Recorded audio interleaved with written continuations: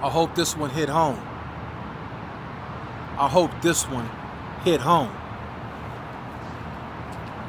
A couple of years ago, I get a phone call from my uncle.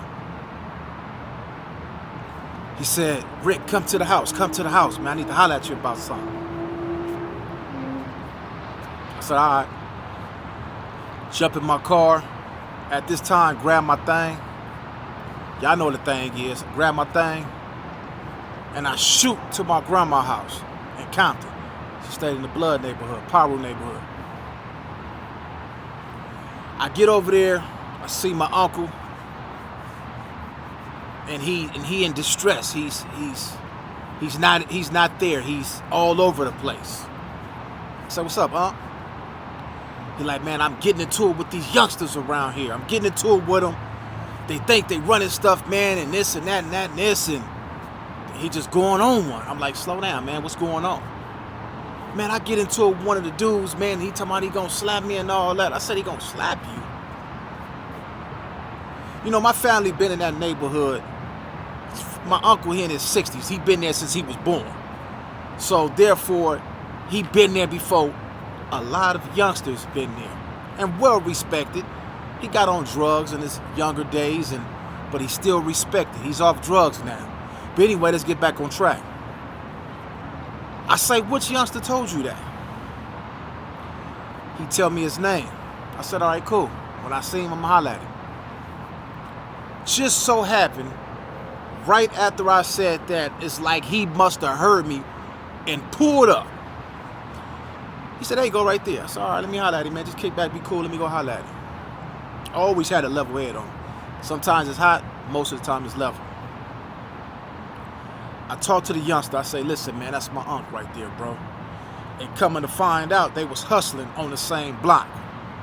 And what my uncle was mad about was the youngster was hustling and at the same time making money, what they call show stop. For y'all don't know what show stopping is, that means if I sit in front of your liquor store and I'm selling bottles of liquor and you selling liquor in the inside, before they come in the inside, I just sold them a whole case or a 6-pack in front of your store. So I talk to the youngster, get to understand what he mean, find out what's going on. He breaks it down. I say, listen, man, this is your neighborhood. You entitled as much as he is to do your thing over here and get your paper.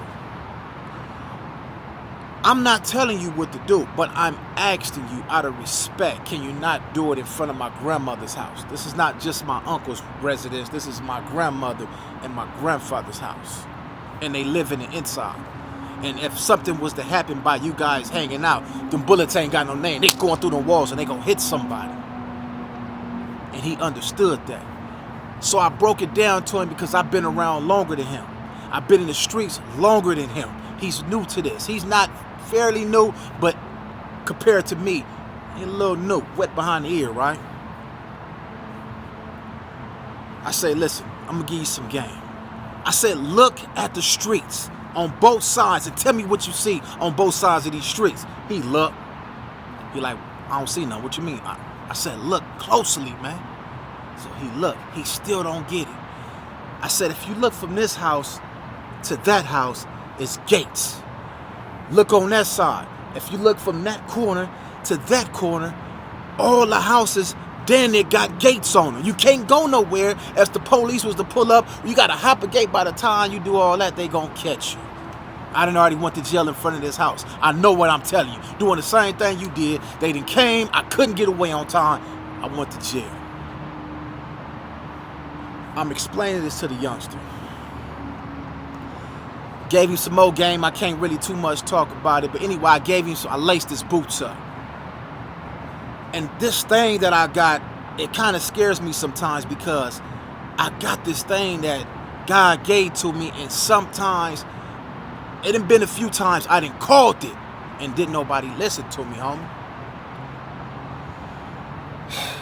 The very next day, I go to my baby mother's grandfather's funeral.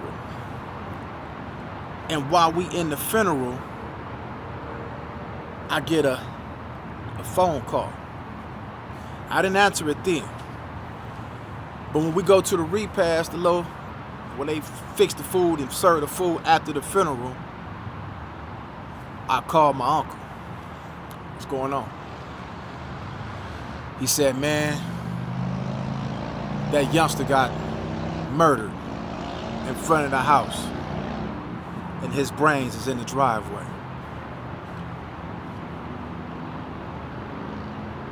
I said, what happened? He said, a car drove up, act like they wanted to buy some bud, some weed. This is a story that I got. And he didn't make it.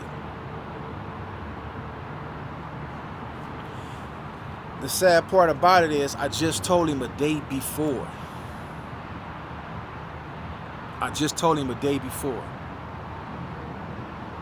And he didn't listen.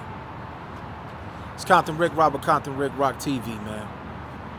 Sometimes when somebody older you that been around longer than you give you some advice, and this ain't for nobody, this is for all the youngsters that might follow Compton Rick Rock TV. Take heed, because sometimes they know things, they see things that you might not see yet. I'm going to the next one.